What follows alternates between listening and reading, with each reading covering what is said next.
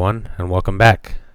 Today we're going to talk about the paper that the DMV tried to hand me and the research that I've done that clarifies all this situation up. Also, you'll see the body camera footage that I promised you guys. Hope you enjoy. And this is the media guy that you need to contact to do this. I don't need to contact anybody to walk into public buildings. Okay, hang on. And then they do got signs up about recording. Hold on. Now, the signs are unlawful. In order for the signs to be lawful, they have to have a code of federal regulations on them, sir, just like that gun does on the door. And there also has to be due notice before you even walk in. Right. So they do have a policy, and they do. If you want to read the policy about recording inside, and it does state the law about criminal trespass and state supported land and all that stuff. Okay, which I didn't do. And it's saying it is a violation. That's why I was going to let you see this. I didn't violate any law. But it's right here, sir. What? Show me how. Okay, just start reading it. I want you to read it. Recording. Let's break this down. So, the Secretary of State, they think that they can use their policies to criminally trespass you from the property. And they're using the public forum doctrine to limit the speech that you have while inside this facility. And then they're referencing the state-supported land statute. So let's look at that. Illinois General Assembly 720 ILCS 5/21-5 subsection A. Basically breaking this down, it states that they can kick you out either written or orally, and if you don't leave, you're criminally trespassing. However, the last time I checked, you had to commit a crime to be trespassed from public. So I don't see where the state thinks that they can just trespass people all willy-nilly like that. Now let's talk about this down here at the bottom. They specifically reference Glick versus Kniff and say that the First Amendment is not absolute. And then they try to use the public forum doctrine to restrict your free speech. So what is the public forum doctrine?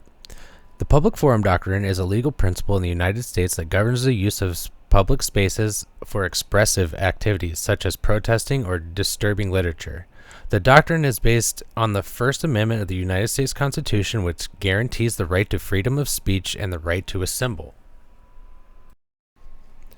Under the public forum doctrine, public spaces such as streets, parks, or sidewalks are considered traditional public forums where individuals have the right to engage in expressive activities without prior government approval. These spaces are deemed to be open for public discourse, and the government's ability to regulate speech in these areas are limited. There are three types of public forums: traditional public forums, designated public forums, and non-public forums. Traditional public forums are public spaces that have been historically used for expressive activities, such as streets and parks. Designated public forums are spaces that the government has opened for public use as a forum for expressive activities, such as a government-owned auditorium or a park. Non-public forums are spaces that government have not traditionally open for the public use of a forum for expressive activities such as military bases or prisons. The level of government regulation that is permissible in each type of public forum varies. In traditional public forums, the government may regulate the time, place, and manner of speech, but the regulation must be content neutral and narrowly tailored to serve a significant government interest. In designated public forums, the government may limit speech to the purpose of which the forum was created, but must still adhere to content-neutral and narrowly tailored regulations. In non-public forums, the government may regulate speech as long as the regulation is reasonable and viewpoint neutral. The public forum doctrine is an important component of free speech jurisprudence in the United States. It provides an important protection for individuals to engage in expressive activities in public spaces. Now let's talk about why they can't use the public forum doctrine against journalists.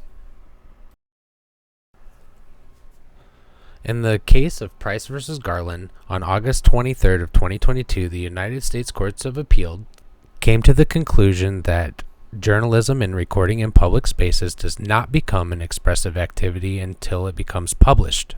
Furthermore, filming in public spaces is subject to a lower level of First Amendment protection than expressive activities. So, in conclusion of my research, I found that the state can't use journalism and say that it's a form of expression and then try to restrict journalistic rights under the public forum doctrine. Now that we got that all cleared up, I have contacted a lawyer and I am going to be seeking some more legal counsel, and I'll update you on that in the future. However, here's the video that I promised you that I didn't get to put out on the last one. Hope you enjoy. Shameful, dude. Dude. Hey, man. Yes, sir. I'm still recording. I know. I appreciate you not getting out here and causing a problem. I'm not here to sue you guys, dude. Okay. I'm here to make sure that shit's lawful, man. And I don't understand why you guys can't just answer one question, dude. Yeah. Why would you not let a citizen know or not whether or not if they go back in is going to break the law? Well, it's one of those things, and it's one of those things where it's a government building, and I know that. In most places, like out here, obviously you can Sir, record all you. This is exactly why I'm doing this, because inside here there's no privacy at all. You walk in there and there's privy. Here would be my argument, and that would be that if people are given their personal information, say, they're verifying their addresses, they're verifying their names in a public lobby. No, to like the people that are working. Right, but they're still in a public lobby, which is my problem. Kind of. No, it is. It is or it isn't. No, just hear me out. I'm not disagreeing or agree.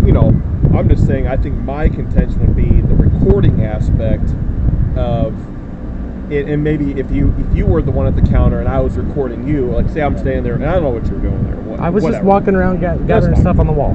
Whatever. But say you're at the counter and I'm recording you, and you're like, you're giving your address, verifying your address, your date of birth and stuff. That's personal information that I wouldn't want. I don't know if you get a channel or something. So I don't know what the way the law works with that is, I can't be held responsible for gathering your personal information. However, if I publish your information online, then it's a crime. Or if I try to use it for my own nefarious gain. So are you saying if you recorded me giving my personal information in a public lobby and like that, and so you would not put that online? I would not do that. No. Yes, sir. I got you. Okay, so I can't do that legally. If I had your social security number, I'd have to blur that image out. Yeah, that would be my or not put it in at all. That would be my argument. I wouldn't want my personal information going out to the general and this public is exactly why I'm doing this, is because inside this counter there's no curtains, there's no door to walk in to try and help protect your personal information. And to me, sir, it's 2023. We live in a digital era now. And if these buildings allow people to come in and record, which they do, I don't care what law he just tried to show me. That's bullshit. That's between, all right. But regardless, as long as I can see it from a public space, I can record it. And I think the issue is that we need to get the state representatives to put in some sort of privacy protection for people. Have you called it? I'm going to, but I'm making my case first. I was going to say, if you... last time, I don't know if you've seen what happened at Peoria Dmv. Okay, but I have a video out on Peoria Dmv where the Peoria police showed up and tried to do the same thing. All right? And if I was here to just bait you guys into lawsuits, I have one right now against you guys if I want to utilize it. And I'm not trying to do that. I'm trying to fix problems, and a big problem that I see is that cops don't understand what rights are anymore. You guys go to school for 6 months. To a point. Yeah, but there's always that gray area. Can you okay. You know what I'm saying? Well, can I ask you one question? Sure. What 5 elements secure the First Amendment? I have no idea. See, that's a problem, sir. But I don't know all freedom the of press, freedom of religion, freedom to petition, freedom to assemble. I don't claim to I know you don't. I know you don't. But don't you think that... Okay, before you learned how to use your gun, did you learn all the laws about using your gun? They try to teach you. Yes. Right. Did you retain them all? Probably not. But your job is to secure the constitutional rights of citizens. That is what your job is. And if you can't tell me what the first 5 elements to the First Amendment are, that's a serious problem to me, and I find that chilling. I don't enforce freedom of press. I don't enforce this. No, you would, but the laws aren't necessarily with the First You Amendment. enforce, Correct. you protect civil rights. I think the word enforcing is a bad thing to say. I think your job is to protect. The books in the state of No, Illinois. sir, you did not swear. You No. swore an oath to the Constitution. Would you agree with that? Right. I'm not enforcing the freedom of press, freedom of speech. I don't enforce that. Right. No. But I enforce state sir, laws. the Constitution was not written for me. The Constitution was written for you guys and what you can and can't do, not for what the citizens can and can't do. Which first name? I'm not giving my first name, sir. No big deal. That's fine. Have a good day. I gotta go handle other stuff. Have a good day, sir. Yep. There you have it, folks. The prime example of why I'm doing this. Another officer who has no idea what the First Amendment is and what freedoms it secures. How do you feel about this officer's response to my question? Leave your answer in the comments below, and I'll catch you on the next one. Thanks for watching.